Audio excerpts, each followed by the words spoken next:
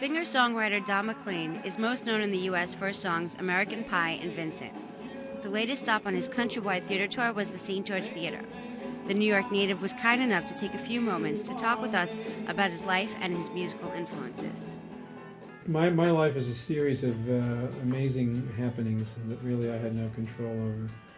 People liked the music, it inspired them somehow. I was a lover of a group called the Weavers.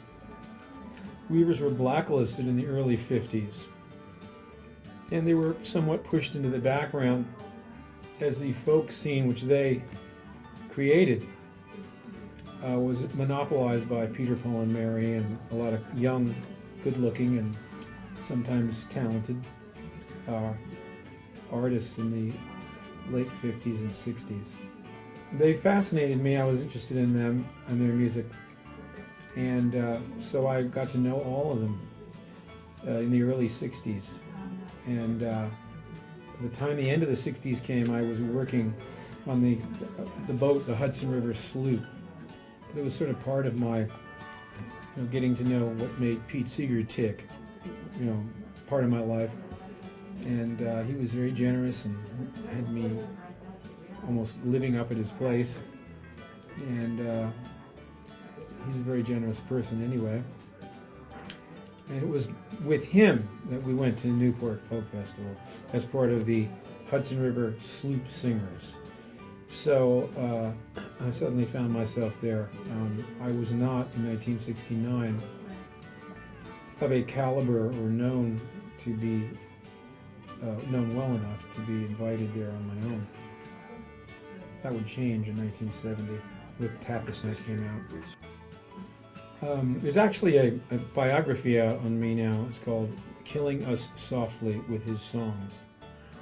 And you can get that at lulu.com or at the website don-mclean.com or americanpie.com. The reason I mention that is in the book, there are a lot of other things that happened before I got to the Newport Folk Festival. I had opera lessons for a couple of months when I was about 12. Well, I didn't know anything when you're 12, you do what you're told. I went there, well, that's what you did if you could sing, we'll get a teacher. And I learned how to breathe. I found it very interesting, actually. I never went back, but I never forgot how the breathing, they call it bel canto, which is kind of what I do. I kept that as part of what I do. McLean's transition into international stardom began soon after the completion of his college career. During that time, Don continued to make connections in the music industry, pursuing music not only as a profession, but also as a lifelong dream.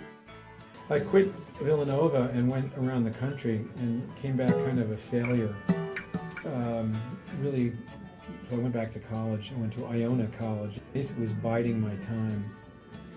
And I decided to pull back and do something else for a while. And I continued to do the things that I was doing, though, getting to know the Weavers and working. I had agents and so on. Occasionally I would get a job here or there.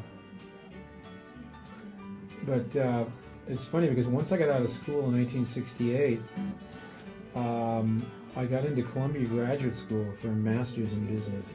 Getting in for a master's at Columbia in those days was hard. And so I was into it and I got in,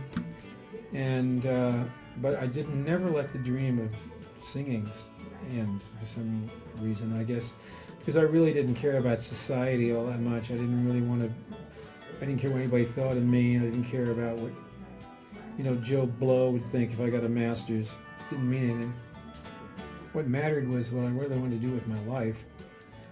And because my father had died when I was 15, and I realized that his life was over so fast that and he never did a lot of things he wanted to do, so I did not have him to stand in my way, because it was a very unacceptable thing to do, to want to be a musician and a singer if you were a white boy from New Rochelle or Larchmont, where I was from. You got a job and married the girl next door, and you didn't go singing in dumpy nightclubs and staying in hotels with a bulb hanging down, But I was into it, and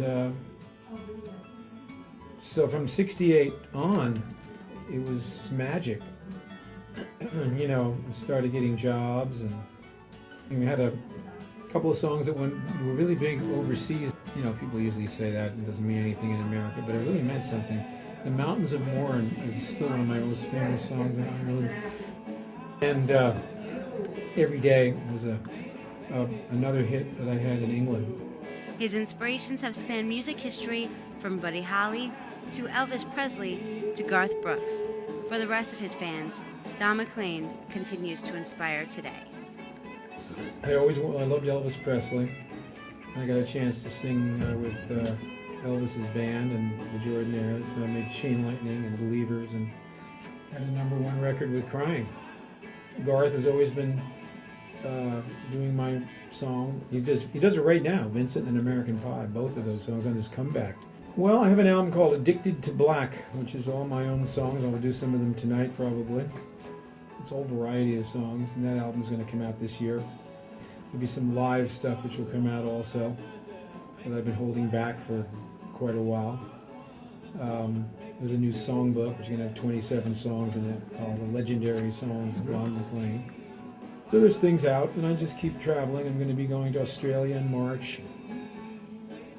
I'm going to be around the country doing theaters, and Canadian tour, a tour of Europe in the fall. So I'm very busy. I'm going to keep going as long as I can do it.